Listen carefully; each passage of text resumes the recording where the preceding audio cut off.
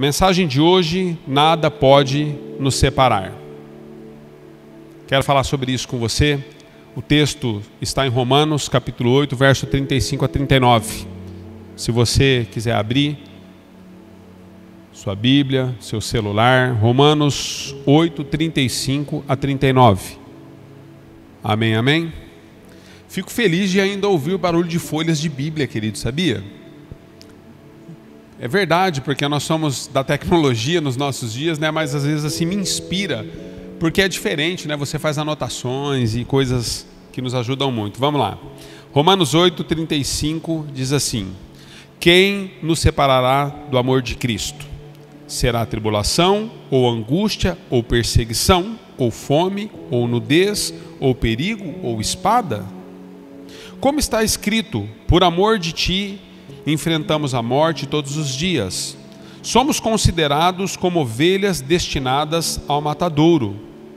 Mas em todas essas coisas, essas quais? As que Paulo acabou de citar no verso 35.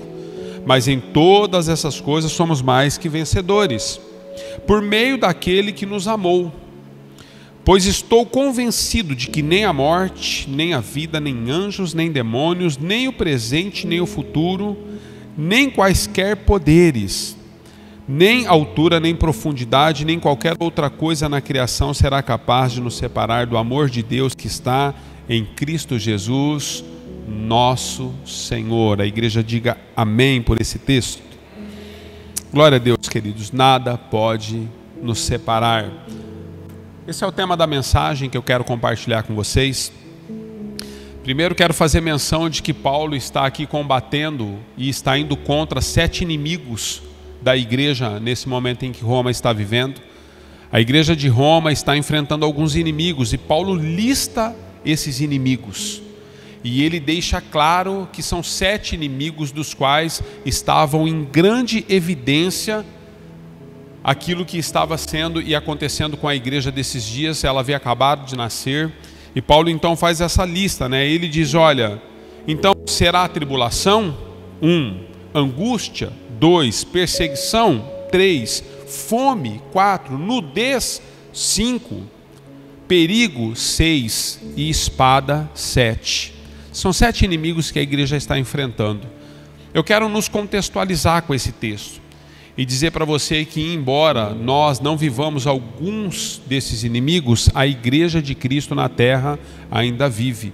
Mais de 100 mil cristãos são mortos todos os anos ao redor do mundo por professar a sua fé em Cristo Jesus. Você tem consciência disso?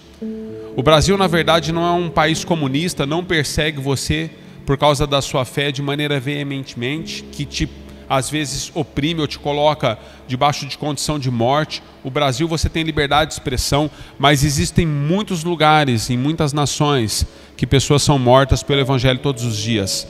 Então, muitas das coisas das quais Paulo está aqui se referindo como inimigos da igreja, elas ainda são verdades, queridos. E dentre essas, no Brasil, vivemos algumas delas também. Então eu quero só colocar você dentro de um contexto do qual Paulo está escrevendo e considerar algumas coisas importantes a respeito desse texto de Romanos, porque é a respeito dessa carta que nós vamos trazer base para a nossa reflexão hoje. Amém? Primeiro, queridos, Paulo está falando com uma igreja que está em Roma. Quando Paulo está falando com essa igreja que está em Roma, a igreja em Roma, ela havia acabado de nascer. A igreja em Roma não é como as igrejas que nós estamos vivendo hoje. Não é como você, às vezes, quando lê Paulo escrevendo para a igreja em Roma, não é como você, às vezes, deduz. Por exemplo, a igreja em Roma não se reunia nos templos. Toda a igreja cristã em Roma se reunia nas casas. Por vezes você vai ver Paulo na carta aos Romanos escrevendo para essa igreja que está em casa, para a igreja em Roma que está nas casas, para a igreja em casa, para a igreja nas casas. Então, um contexto muito diferente daquilo que eu e você estamos vivendo. Isso nos faz compreender algumas coisas, principalmente pelo momento em que nós estamos vivendo. Nos faz compreender que, embora uma pandemia nos levou de volta e nos colocou dentro de casa, não precisamos deixar de ser igreja. não precisa fazer com que as coisas possam nos afastar daquilo que é ser igreja, porque nós deixamos de estar num templo ou estarmos dentro de um salão. Então Paulo está se referindo a uma igreja nas casas, queridos. Ela acontecia, Atos capítulo 2, você vai ver que a Bíblia ensina sobre isso, diz que a igreja crescia nas casas, e eles então compartilhavam tudo que tinham, dividiam o pão uns com os outros, abençoavam uns aos outros nas casas. Então, segunda coisa que eu quero que você entenda e compreenda sobre esse momento: Paulo não foi o fundador desta igreja. Na verdade, a igreja em Roma nasceu por cristãos anônimos. Nós não sabemos, os estudos não conseguem identificar com quem de fato nasceu a igreja em Roma. Mas acontece que algumas pessoas se converteram ao Evangelho de Jesus Cristo. E elas creram em Jesus Cristo. E a partir dessa crença no Filho de Deus, a igreja em Roma então nasce. Antes de nós termos denominações, queridos. Nesse momento, nenhum tipo de denominação ainda havia sido fundamentada. Quando você vê que a igreja nasce em Roma, pouco tempo depois, Deus vai trabalhando as questões da igreja, e existe um determinado momento na vida da igreja que pela primeira vez, você vai ver isso lá em Atos dos Apóstolos, sendo afirmado que pela primeira vez, aqueles que creram foram chamados cristãos. Então é o seguinte, eles não foram chamados católicos, eles não foram chamados budistas, eles não foram chamados candomblé, eles não foram chamados evangélicos, eles não foram chamados, queridos. Eles foram chamados cristãos. Não havia uma denominação instituída a não ser essa. A igreja nasce nas casas e através das casas, cristãos anônimos que creram em Cristo, eles começam então a passar por um tempo de avivamento e de crescimento e de explosão da igreja. Então é possível nós sermos igreja, melhor dizendo, independentemente de ficarmos e vivermos defendendo placas. Eu sempre digo para vocês, por que nós temos um nome de instituição, queridos? Porque nós cumprimos também as leis dos homens.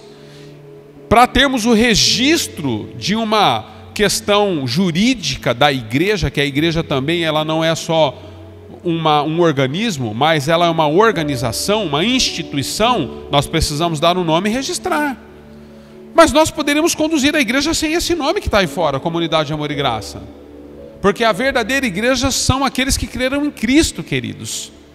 Então é possível ser igreja independente de nós termos que defender a todo tempo, a todo momento, uma instituição, inclusive essa. Se você tem aprendido a defender a instituição Amor e Graça, eu quero dizer para você, você está num caminho de morte. Porque Deus não levantou você para que você defenda uma instituição. Deus levantou você para que você seja a defesa do Evangelho na terra. Quantos creem nisso? Nós somos a defesa do Evangelho, queridos. Evangelho de Cristo. A Bíblia diz que nós fomos lavados e remidos pelo sangue de Jesus. Uma vez nascido de novo, nós somos novas criaturas. Pessoas das quais o Espírito Santo agora veio habitar em nós. E através do Espírito Santo de Deus, a Bíblia nos denomina, em Coríntios, quando Paulo escreve a igreja aos Coríntios, nós somos denominados a carta aberta de Cristo na terra. Você sabe o que é uma carta aberta? Você sabe por que Paulo menciona a carta? Porque não havia Facebook na época, nem Instagram. Então Paulo mencionou o meio de comunicação mais eficaz da sua época, que eram as cartas. Os reis selavam cartas e enviavam cartas com ordens. As pessoas se comunicavam através das cartas. E Paulo está dizendo, vocês não são uma instituição A, B, C ou D, vocês são a carta de Cristo aberta na terra. Para que todos possam ler a vida de vocês à medida que eles vão entendendo quem é Cristo. Pessoas compreendem quem é Jesus Cristo através de você. Se Jesus de fato mudou a sua história e se Ele tem mudado a sua essência de dentro para fora, é porque a verdadeira conversão tem te alcançado. 3. Interessante também, queridos, você entender sobre esse aspecto do que Paulo está falando e fazendo, é que Paulo desejou muito ir nessa igreja em Roma, mas ele não teve o privilégio de ir da maneira que quis. Paulo, ele se torna, queridos, ele se torna pai, amigo, responsável, mentor da igreja em Roma. Não nasceu por ele, nasceu por cristãos anônimos, como dissemos. E Paulo, por ter tido essa posição de cuidados com a igreja em Roma, ele desejou muito. A Bíblia diz que ele estava na Espanha, então ele escreve uma carta aos romanos, dizendo: olha, eu desejo muito ir ter convosco, e no momento em que houver a oportunidade, quero estar com vocês, quero visitá-los. E Paulo, por vezes, na carta aos romanos, ele deixa claro isso. Ele deseja muito visitar essa igreja porque ele quer cooperar com ela. Mas pelo que nós lemos nos relatos, Paulo só vai para Roma preso. Então ele não tem a oportunidade de fato de desfrutar com os irmãos daquela comunidade, daquela igreja, da maneira que ele pretendia. Mas havia um grande desejo na vila de Paulo. Por que eu estou colocando tudo isso? Depois, quando estivermos ministrando, compartilhando a palavra, você vai entender. Havia um contexto, queridos. E esse contexto é muito semelhante dos contextos que vivemos nos nossos dias. E é isso que eu quero esclarecer com você hoje. A maior parte dos reformadores de todo o protestantismo que a fé cristã professa, eles fundamentam a sua base teológica na carta aos Romanos. A carta aos Romanos é a carta mais linda existente na Bíblia do amor incondicional de Deus para com o homem, porque é a carta que trata do primeiro ao último capítulo a respeito da graça de Deus. É quando Deus fala que a sua graça ela é muito maior até do que a sua misericórdia. Porque a graça, irmãos, vai além da misericórdia. A misericórdia é você poupar uma pessoa ou você perdoar uma pessoa de alguma coisa, mas depois a pessoa continua seguindo a sua vida, aos seus critérios e às suas vontades. A graça vai além disso. A graça não só nos perdoou e nos poupou, mas agora ela nos conduz para não nos permitir voltar à estaca zero. É por isso que aqueles que experimentaram do dom da graça de Deus não podem viver como se não tivessem experimentado. Uma das maiores indagações dos nossos dias é como pode uma pessoa, tendo nascido de novo, viver na prática do pecado da velha vida que tinha. Então Paulo está dentro desse contexto, queridos. Me parece muito semelhante ao contexto em que nós estamos vivendo. Me parece, pelo que tenho percebido na igreja na terra, não vou nem falar só da comunidade, mas nos nossos dias, principalmente por causa da pandemia, é como se Deus estivesse peneirando, queridos, o joio do trigo. É como se Deus de fato estivesse mostrando quem é quem nesses dias que nós estivemos um pouquinho afastados da comunhão do corpo e fora das quatro paredes da igreja. Apocalipse diz: olha, aquele que é santo santifique-se ainda mais, porém aquele que é impuro lambuze-se ainda mais. É o que Apocalipse está nos dizendo. Então todo dom gracioso vindo da parte de Deus para com a igreja, o que Paulo está dizendo a esta igreja: olha, a maior carta, tudo que nós devemos embasar a nossa fé. O que os teólogos da reforma estão dizendo a respeito da fé cristã? Se vocês tiveram a liberdade em Cristo de deixar de ser escravos do pecado, por que vocês continuam na prática desse pecado? Então Romanos nos ensina isso também. O livro, então, ficou claro, para nós, ele é o mais importante livro a respeito das doutrinas bíblicas que nós podemos trabalhar, dando bases e fundamentos a qualquer visão cristã, a qualquer igreja e a qualquer propósito que Deus tem para nós. Tendo dito isso, posicionado você do momento em que Paulo está vivenciando a vida cristã, eu queria então que você entendesse daqui para frente o seguinte: a igreja de Roma, queridos, ela está vivendo no seu nascimento de tudo aquilo que Jesus deixa. Então ela vive no primeiro século, no primeiro momento. Ela vive no acontecimento da explosão daquilo que nós chamamos de propagação do evangelho. E nesse momento Roma tinha como imperador um homem chamado Nero. Nero era o imperador de Roma. Nero, na verdade, ele tinha convicções políticas muito severas a respeito de como ele trataria principalmente com os judeus e com os cristãos da época. E Nero, então, ele submete os judeus e os cristãos debaixo de muita perseguição. E o que Nero tinha em mente como imperador fazer com a vida daqueles que passaram a crer em Cristo? Nero tinha esses 7 inimigos como princípio de administração do seu governo.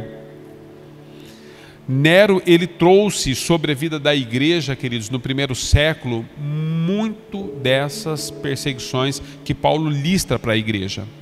Então, Paulo cita nudez, por exemplo. Era uma estratégia de Nero envergonhar os cristãos da época, levando-os à ignomia, à vergonha pública. Diante das praças da cidade, eles eram colocados de joelhos, sem roupa, homem, mulher, crianças, nus, diante de toda a sociedade, para que eles fossem envergonhados. Eles eram levados a mortes horrorosas por causa do juízo que Nero estabelecia como imperador para todo aquele que não cria em todos os princípios que ele colocava como imperador. Por exemplo, a morte, queridos, passou a ser algo comum.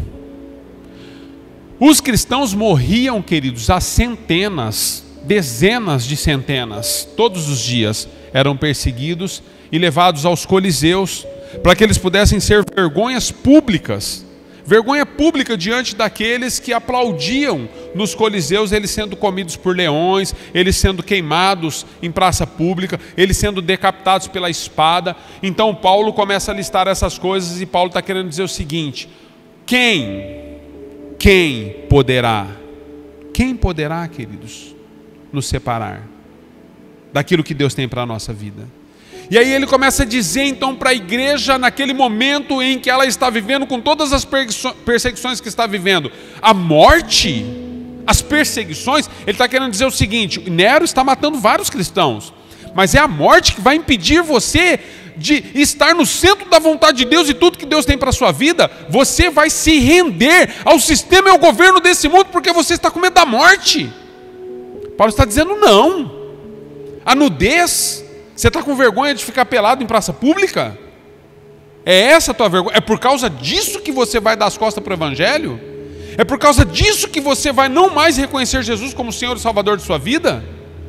As perseguições, Paulo está dizendo, seriam as perseguições, tudo que vem contra cada um de nós, nós vamos abrir mão, irmãos, por causa do momento em que nós estamos vivendo. E você então pode começar a colocar os nomes em que você quiser em relação aos nossos dias, queridos. O que você está vivendo? Sabe o que eu tenho visto, queridos? Nós falamos sobre a perseguição da igreja nos nossos dias, sobre eu e você às vezes sermos perseguidos. Nós não sabemos e não entendemos a proporção da perseguição que a igreja viveu. E que a igreja que é séria em Cristo Jesus vive. Ontem eu estava conversando com um casal de pastores e com algumas pessoas amigas a respeito de assuntos em relação à comunidade. Nós temos que tomar muitas decisões enquanto comunidade, queridos, muitas decisões. Mas uma coisa eu tenho consciência: muitas das decisões que nós vamos tomar enquanto cristãos e enquanto comunidade, nós vamos ser apedrejados, nós vamos ser perseguidos, nós vamos ser afrontados, vão dizer falsos testemunhos contra as nossas vidas, vão nos humilhar, vão nos excluir. E aí o pastor me fez uma pergunta ontem, para mim e para a Giovana: uma vez que vocês tomarem algumas dessas decisões em favor do Evangelho, por amor à vida das pessoas, vocês têm consciência de que vocês serão rejeitados? Daquilo que se diz vida religiosa em Presidente Prudente até fora de Prudente? Vocês estão dispostos como igreja a pagar um preço a esse nível? Vocês de fato têm a consciência de que vocês estão se tornando discípulos do Senhor? Olha as perguntas que esses pastores foram nos fazendo. Sabe, amados, eu vou dizer algo para você: nós condenamos muitas circunstâncias. Às vezes nós sofremos muitas retaliações, pessoas se levantam contra nós por conta daquilo que a nossa religião nos ensina a ser certo ou errado, as nossas convicções, os nossos dogmas, os nossos paradigmas. Nós temos muito sincretismo dentro de nós, nós misturamos muito a vida religiosa com aquilo que nós entendemos ser sociedade, e nós às vezes estamos completamente fora daquilo que Deus é na sua essência. 1 Coríntios capítulo 12, 13 e 14, Deus está tratando com a igreja de maneira profunda a respeito do que é sermos igreja segundo o coração de Deus. E Deus então está falando com a igreja: olha, em 1 Coríntios ele trata sobre todos os dons. Ele fala, olhe para os dons, são 9 dons que o Espírito deu à igreja. Vocês precisam se posicionar nos dons que Deus tem dado. E ele vai falando a respeito dos dons e vai tratando cada um de maneira detalhada. Aí no capítulo 14 ele segue falando sobre os dons e ele conclui a respeito dos dons maravilhosos, as manifestações dos dons na igreja, que se eles forem usados de maneira adequada e ordenada, a igreja vai prosperar demais. Mas no capítulo 13, queridos, entre dons e dons, 12 e 14 de Coríntios, 1 Coríntios, no capítulo 13, Deus faz uma pausa com a igreja. E Deus diz, olha, sabe tudo isso que eu estou ensinando para vocês a respeito dos dons? Vocês podem profetizar, vocês podem curar enfermos, vocês podem ressuscitar mortos, vocês podem declarar palavras de sabedoria, podem ter o ministério da revelação, vocês podem ter o dom do discernimento, vocês podem ter tudo. Mas deixa eu dizer algo para vocês, sem o amor, quantos estão entendendo, queridos? Sem o amor, queridos, sem o amor, nós nada seremos. Você nunca será um filho, uma filha, um cristão, uma cristã, se não houver amor no seu coração. Nós estamos falando de amor incondicional, queridos. O que Paulo está tratando com essa igreja é o seguinte: estejam dispostos a morrer pela fé que vocês estão professando em Cristo Jesus, mas amem incondicionalmente. Tenham dentro de vocês um fogo que arde, que vocês nunca façam por propósitos humanos, para que vocês estejam bem diante da sociedade. Então Paulo está perguntando quem? Quem nos separará, queridos? Quem haverá de nos separar daquilo que Deus tem para as nossas vidas em Cristo Jesus? Não é a sociedade, queridos, não é o que dizem sobre você, não são as perseguições que virão sobre você. Você precisa amar, porque você está obedecendo a palavra de Deus. Pedro, um dia, ele rejeita Jesus por 3 vezes. Existe algo na vida de Pedro que é impressionante, você precisa aprender isso nessa manhã de uma vez por todas. Pedro é questionado, você é um daqueles que estava com ele, você é dos seus discípulos. Eu conheço a maneira de você falar. Questionaram Pedro por 3 vezes e o galo canta. E Pedro então já havia negado Jesus por 3 vezes, Jesus está indo agora a ser crucificado. Pedro se arrepende amargamente, queridos. Diz que Pedro, nesse arrependimento e nessa decisão que Deus traz sobre a vida dele de se tornar um grande apóstolo nas suas mãos, Pedro passa por um processo que nós chamamos, e usamos muito essa metáfora, o processo de conversão.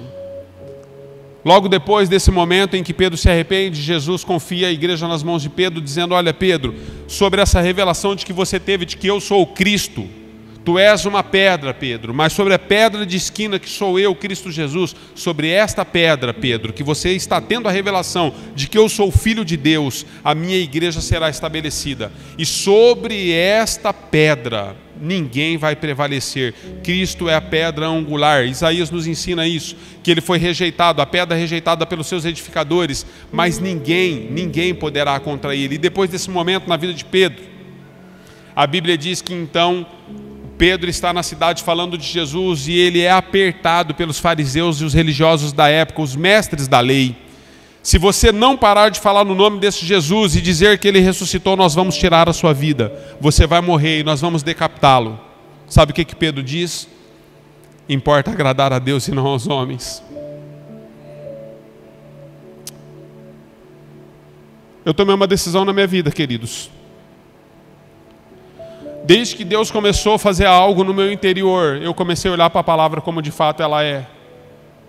Eu sei que nós vamos perder muitas pessoas da própria comunidade, mas eu sei que nós vamos ganhar todas as pessoas que Deus ama incondicionalmente. Mas eu não vou mais negociar o Evangelho. Houve um momento na minha vida que eu vivi muito por instituições e vivi muito para agradar pessoas. A maior luta da minha vida ao longo dos anos, por causa do quadro depressivo que a droga trouxe nas minhas vidas, eu sempre procurei impressionar pessoas.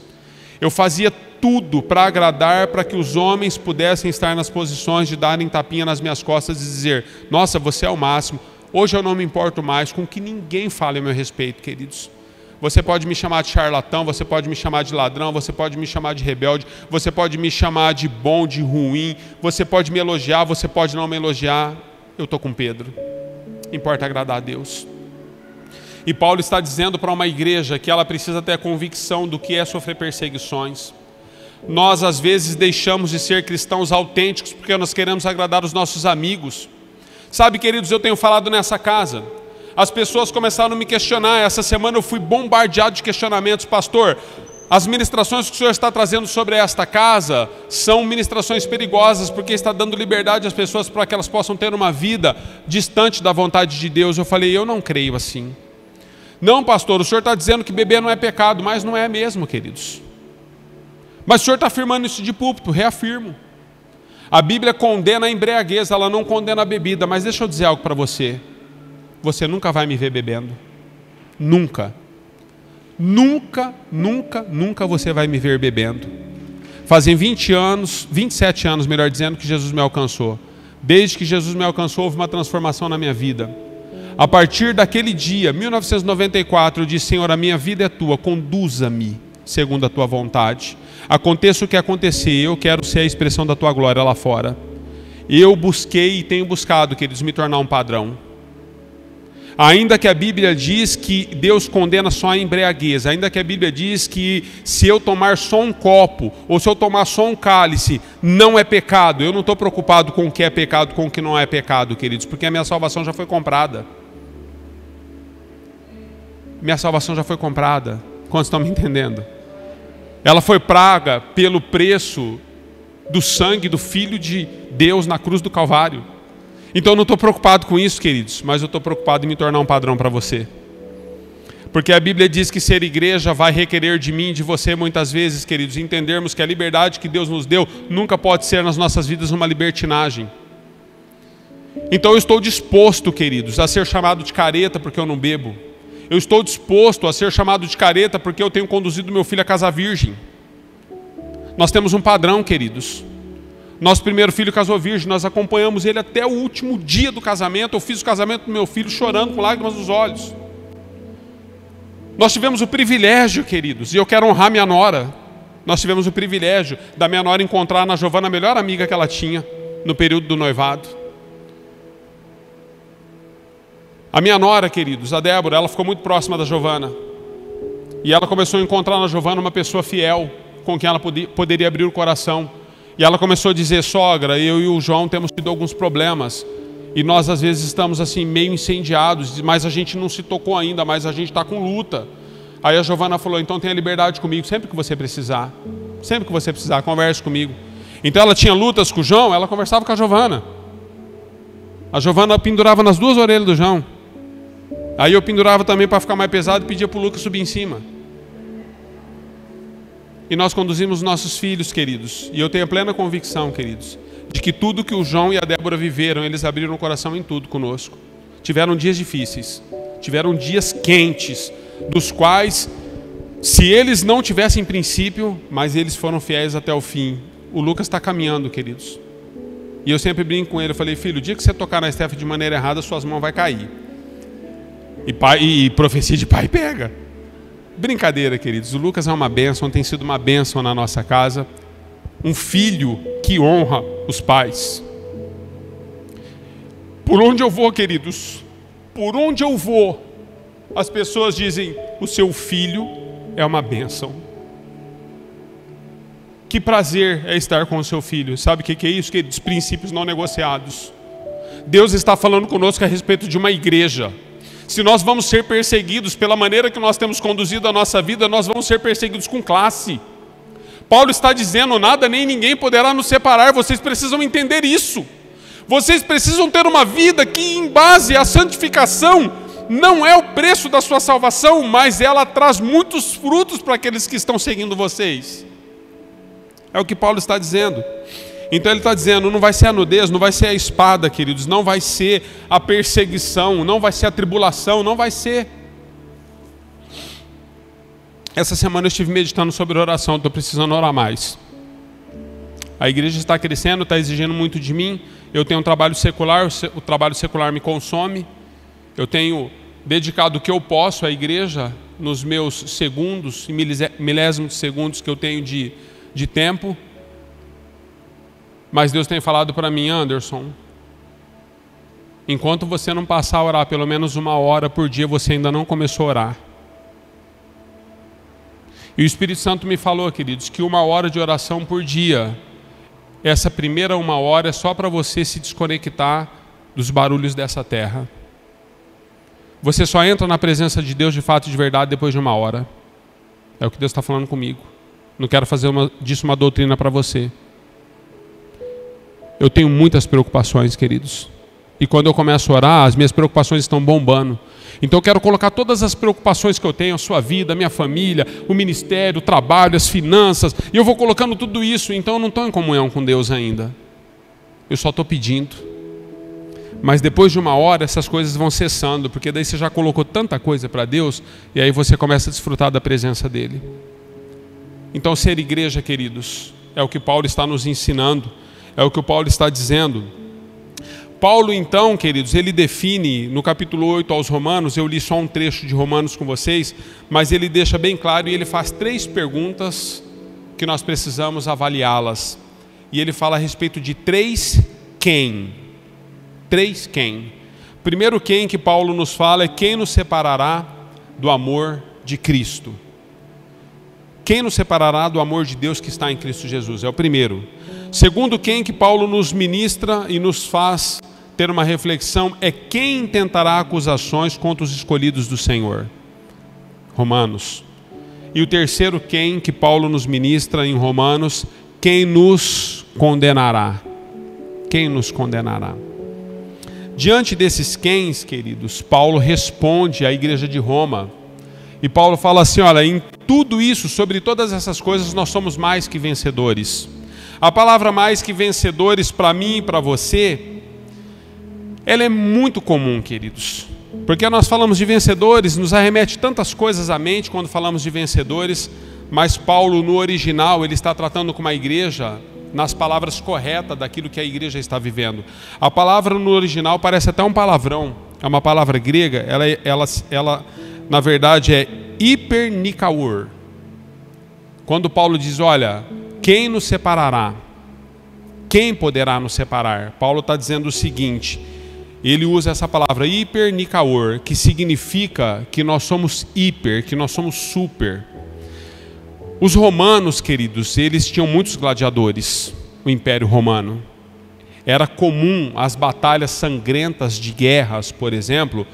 Os exércitos saíam para a guerra e quando os exércitos voltavam das guerras, aqueles que venciam, eles eram cortejados em desfiles longos, montados em carros e cavalos que o rei estabelecia, para que eles pudessem ser reconhecidos diante de toda a nação, como hiper, como super.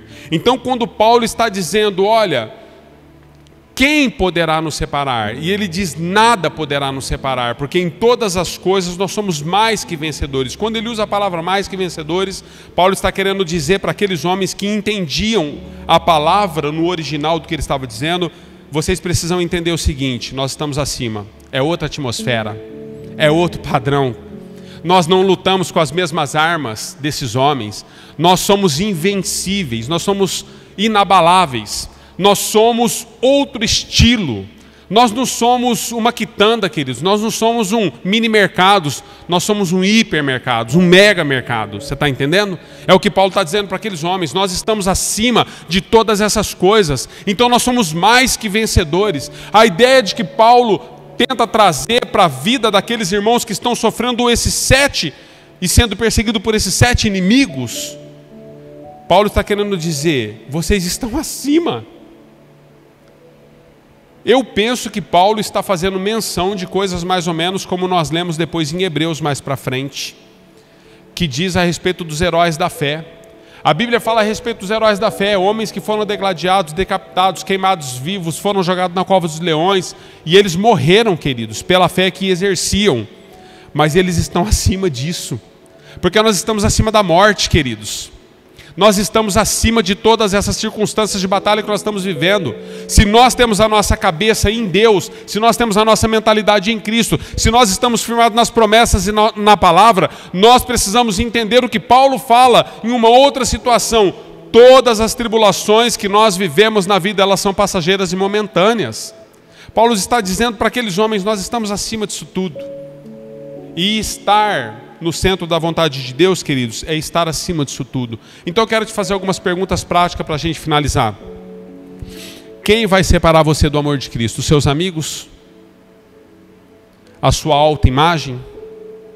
A sua religião? Os seus dogmas?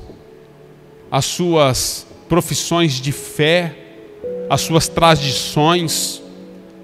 Quem vai te separar? Eu sei quem me separa, queridos. Eu sei quem pode me separar. E eu quero perguntar isso a você nessa manhã.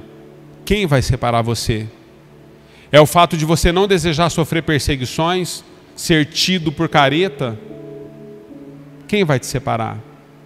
Eu penso que Jesus está muito linkado com Paulo quando em Mateus capítulo 5 Jesus fala sobre o Sermão do Monte e ele fala sobre as bem-aventuranças. E ele começa a dizer, ó, bem-aventurados sois vós. E aí ele começa a falar, querido, sobre uma série de bem-aventuranças. Mas existe um momento que Jesus fala assim, ó, bem-aventurados são vocês que são perseguidos por minha causa. E quando as pessoas disserem todo mal contra vocês por amor ao meu nome e ao reino de Deus. E aí então Jesus dá uma sentença e ele diz que o reino será nosso. Nunca na minha vida, queridos, em 27 anos de caminhada, a palavra reino teve tanto peso quanto tem tido nesses dias. Entender reino, queridos, é deixar a religião. Entender reino é sermos cristãos autênticos, dispostos a morrer por aquele que morreu por nós.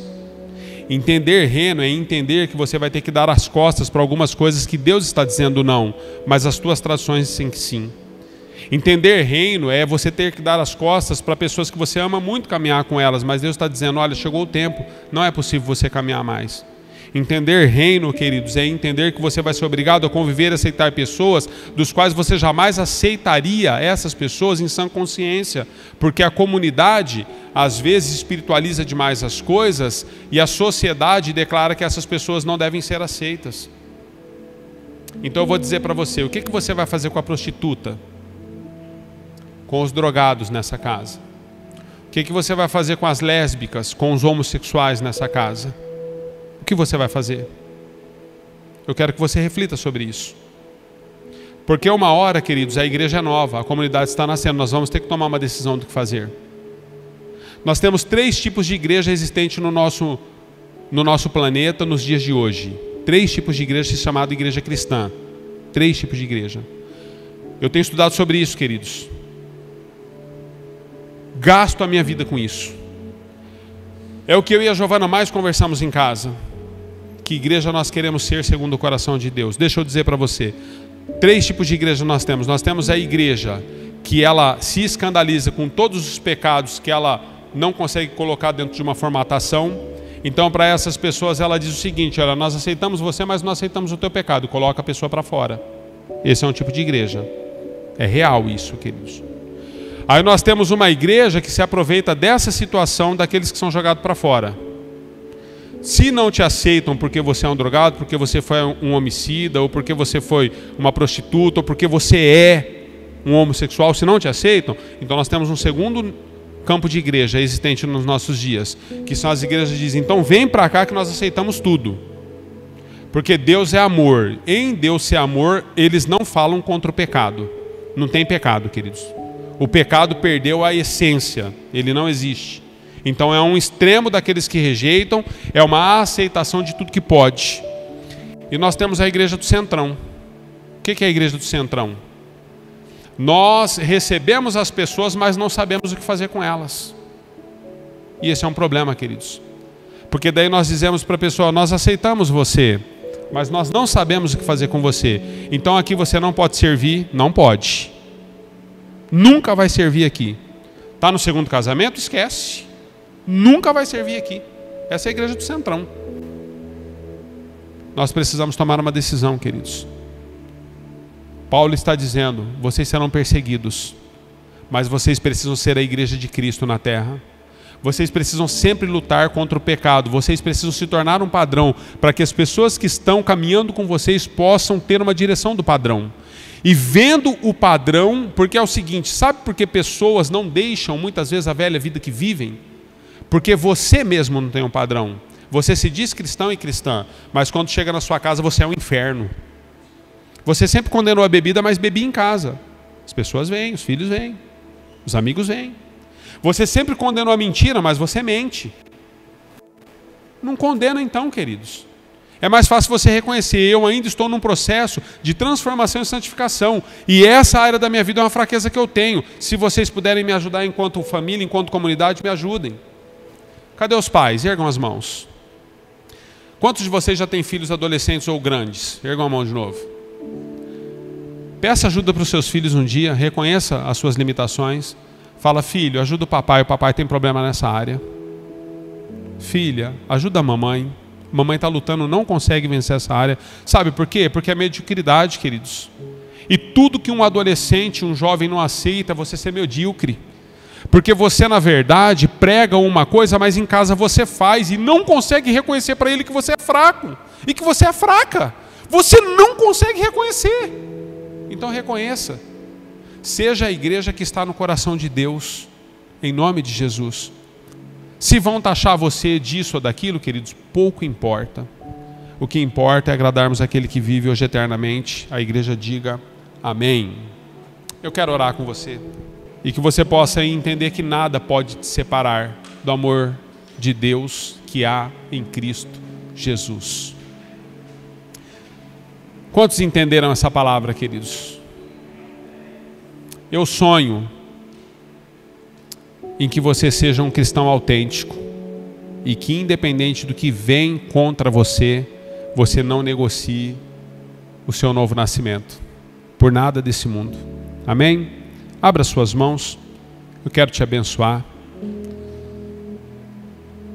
Senhor, em nome de Jesus, Pai, eu oro por nós enquanto sociedade, eu oro por nós enquanto igreja, eu oro por nós enquanto as responsabilidades que temos.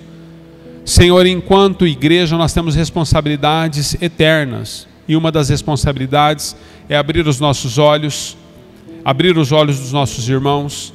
A responsabilidade que o Senhor nos dá, Senhor, é nos fazer entender que a igreja foi perseguida por posturas que teve, tendo Cristo como centro da vida delas. A religião sempre perseguirá os cristãos, ó Deus. Aqueles que não creem sempre perseguirão os cristãos. A Tua palavra nos ensina que nós somos como ovelhas enviadas ao matadouro, mas o Senhor que começou a boa obra em nós é fiel para terminá-la. Por isso eu quero orar em favor dos Teus filhos, e o apelo nesta manhã, Senhor, neste culto, é que nós possamos compreender o que é evangelho, é que nós possamos compreender o que é reino, e que nós possamos parar de julgar as pessoas que estão à nossa volta, e nós possamos olhar a trave que está no nosso olho, que nós possamos amar incondicionalmente. 1 Coríntios 13 seja o centro da comunidade, que nós possamos amar as pessoas e ajudá-las num processo de libertação e cura vindas da parte do Teu Espírito Santo. Essa é a nossa oração nesta manhã, que nós possamos reconhecer, Senhor, o que tem nos separado do amor eterno do Senhor que está em Cristo Jesus, possamos nos arrepender daquilo que nos tem separado e possamos voltar ao centro da Tua vontade, tendo o Senhor como a essência das nossas vidas. Em nome de Jesus, a quem dizemos amém e amém.